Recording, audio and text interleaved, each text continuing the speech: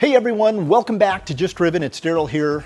Today we're diving deep into the future of the Fast and Furious saga and more importantly, how it should all end. Before we get to that, we need to rewind because to know where this finale should go, we need to understand what this franchise has become and why. And if you stick around, we'll be commenting on Vin Diesel's recent appearance at Fuel Fest and his physical transformation, where we will shed some light on that and talk a little bit about what's really going on. And we'll discuss, of course, the most important, the cars that have brought all of us together.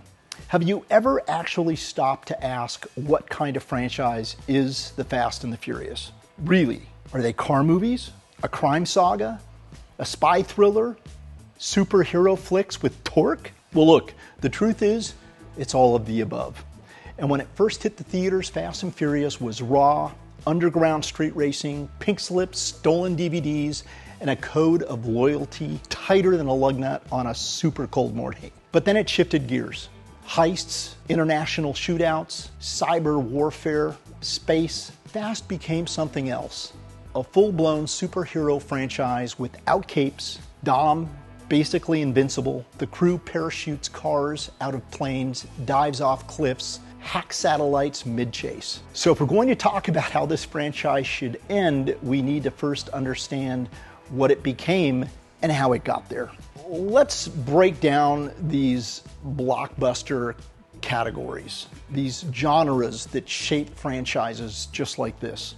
Number one, you have action adventure. And that consists of stunts, explosions, shootouts. So movies like Mission Impossible and John Wick. Number two, you have sci-fi futuristic. That consists of space, AI tech. So movies like The Avengers, Transformers fit that space. Number three, you have heist crime ensemble. That consists of tight crews, high stakes, theft. Movies like Ocean's 11, Heat fit those categories. Number four, you have street culture, which is underground culture, rebellion. So like movies like Torque, 8 Mile, kind of fit that model. Number five, you have family saga, which consists of generational loyalty, legacy arcs, movies like Star Wars and Creed. Number six, you have superhero style action, consisting of impossible stunts, indestructible leads, movies like The Avengers, Black Adam, and Fast and Furious. It fits every single one of these genres. But why the shift? Simple, money. By leaning into the biggest blockbuster genres, Universal found a sweet spot for global box office success. But that success came at a cost. Let's talk about why Fast X underperformed. You've got budget bloat, $340 million plus budget, needed over $800 million just to break even. You had a mismatched tone. You had Jason Momoa's villain, super weird energy and flamboyant, kind of jarring. You had CGI overload, too many physics-defying scenes, lost fans. You had too much competition, missing emotional core, nothing hit like Paul Walker's goodbye in Furious 7. When the action gets bigger, but the hearts get smaller, people tend to tune out. So let's talk about what the fans want and what they don't. What they don't want is over-the-top CGI. Cars in space, superhero physics, overloaded casts, and side missions. What they do want is real cars, grounded action, emotional stakes, and character arcs. A believable Tej and Roman, and Easter eggs, callbacks, and cultural heart. I'll have the tuna. No crust?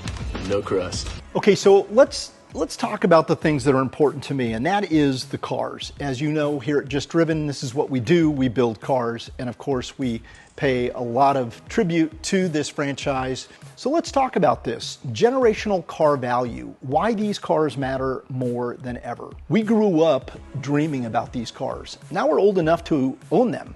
It's why we buy them and why we do what we do with them. Let's talk about the value trend. You know, look at a 1970 Dodge Charger. It is muscle car royalty. It's Fast and Furious legacy, and it is skyrocketing in value.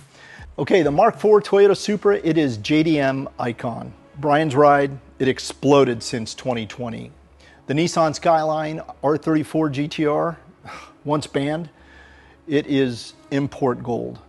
The Mazda RX-7, rotary engine legend, it is rising steadily in value. There's a lot more cars that I could talk about that were part of these different installments of this movie that all play a role in driving up their prices.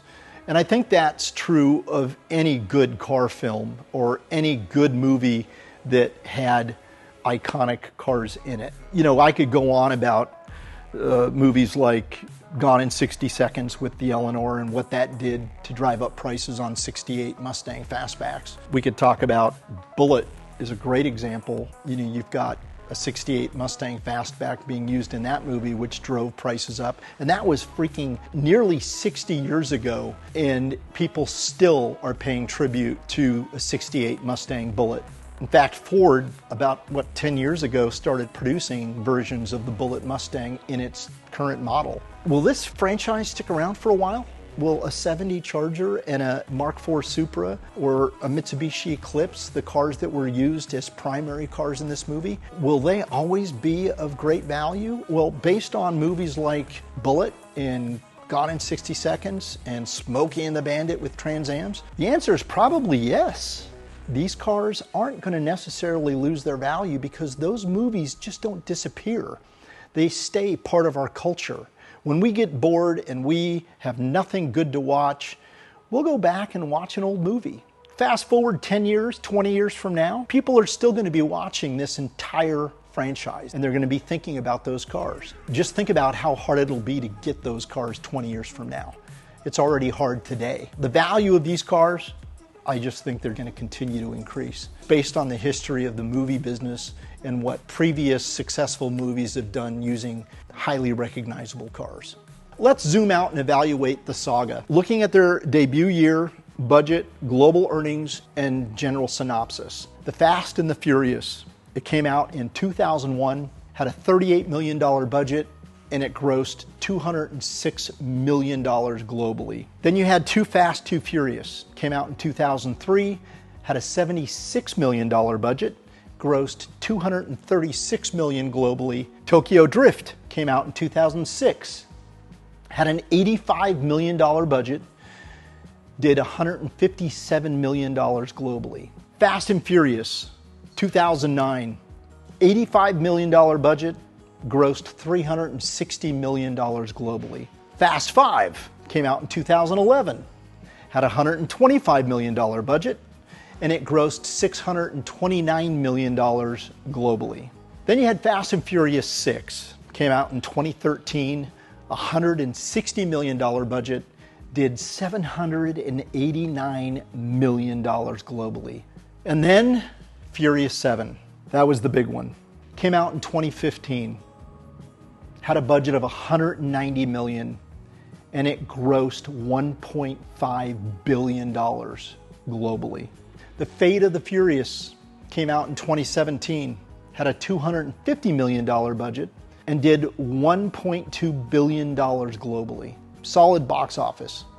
Fast 9 came out in 2021. It had a $200 million budget, and it did $719 million globally. Fast X came out in 2023, had a $340 million budget, and it did $714 million globally. That was a flop. So what's the real takeaway? If you look back at Furious 7, it's no coincidence that it outperformed every other installment in the franchise by a long shot. Why? Because audience around the world were emotionally invested. We all wanted to see how the studio would honor Paul Walker and how they would navigate his loss with respect and impact. That film carried heart. So it's no surprise that there's a renewed buzz about bringing Brian and Dom back together for one final moment. After the underwhelming performance of Fast X, which needed to clear $800 million just to satisfy studio expectations, it's clear the producers are hoping for a course correction, one that hits both emotionally and commercially. Reuniting Brian and Dom may just be the emotional swing they're betting on to land that grand slam finale. So let's talk about this. A quick word about Vin Diesel's transformation. Yes, we've seen the comments. Let's clear the air. God, you guys are freaking ruthless too in these comments. Vin Diesel recently appeared at Fuel Fest, and fans noticed a physical transformation. But here's the truth. Vin is preparing for a new role.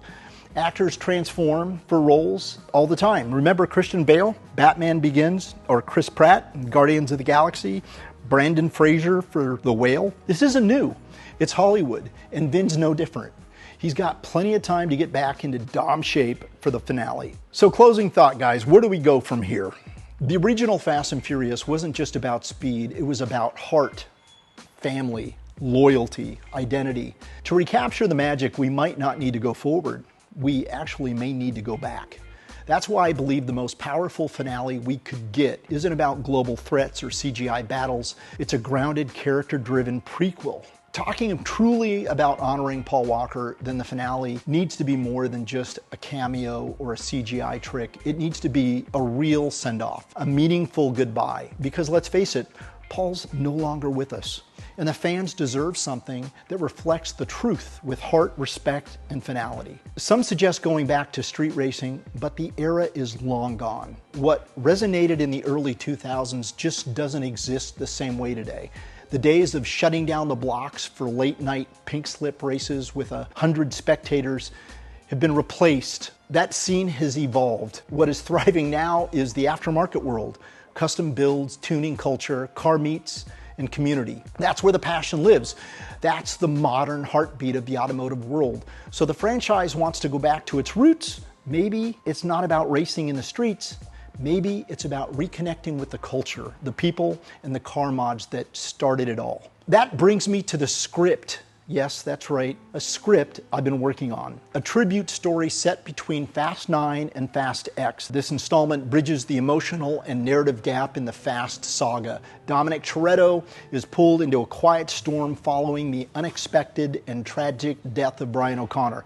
As the world mourns, Dom can't shake the feeling that something about the official story doesn't add up. The authorities claim it was suicide, but everything Dom knows about Brian as a father, a husband, and a brother screams otherwise. What begins as grief quickly transforms into suspicion. A surreal vision triggers Dom's instincts. At a quiet LA intersection, Dom finds himself seemingly invisible to the world.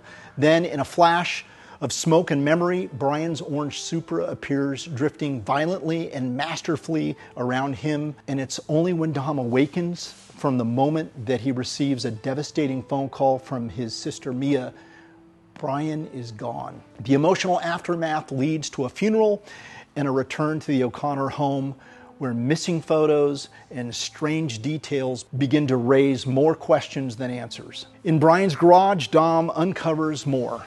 A disassembled Mazda rotary engine, Brian's GTR parked in perfect condition under a tarp, and a series of messages on his computer between him and a young man named Christian. Mia explains Christian was a kind, respectful 25-year-old who worked with disabled children and had formed a close bond with Brian over their shared love of cars. Christian also worked part-time for a world-renowned aftermarket parts manufacturer, a connection that would soon prove to be anything but coincidental. As Dom digs deeper, the discovery that Christian may have stumbled upon a hidden network using aftermarket part shipments to smuggle fentanyl into the country. The operation spans multiple shops throughout Los Angeles, involving key players who are hiding in plain sight. The story takes Dom to Christian's home, where his parents reveal their son had grown paranoid in the weeks before he vanished. Insisting he was followed, despite his fears, he warned his family not to involve the police. Dom finds Christian's FDRX-7 parked in the driveway under a tarp with the engine missing.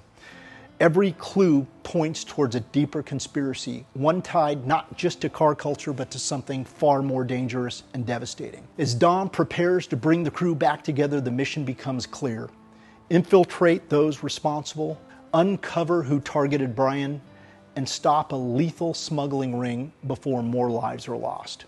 So me personally, I think this is a grounded, emotional, charged chapter in the Fast saga that raises the stakes in a deeply personal way, leading directly into the world of Fast X with a new layer of meaning. And maybe that reason isn't about how it ends, it's about who still cares enough to keep it alive. So that's what I got for you guys. I've got a lot more detail about the script. What I just shared with you is literally just a summary of my rather lengthy script that takes the entire crew down a very deep rabbit hole. It is a very exciting, very emotional, and very car-driven story that I think people would love. But who am I? I've shared this with some friends that I know at the studio. We'll see if it goes anywhere. It's really not my decision, it's the studio's ultimate decision to decide what path they're going to go down with this next story. We all know the budget has been cut dramatically from Fast X's low performance. Vin, he's trying really hard to keep the interest alive, and maybe in hopes that they're going to raise more money to increase the budget. I really pray that they don't go back to these crazy CGI moments that really I feel is a disservice to the finale. My story keeps it real. There may be a requirement to use a little bit of CGI. With all that being said, I hope you like this video. I'm hopeful that they're going to make some great decisions at Universal. I know that Vin is trying really hard to pull this off, and you just got to support his efforts. Don't forget to give us some comments. What are your thoughts on what you think should happen with this movie? Where do you think it'll go? How do you want it to go?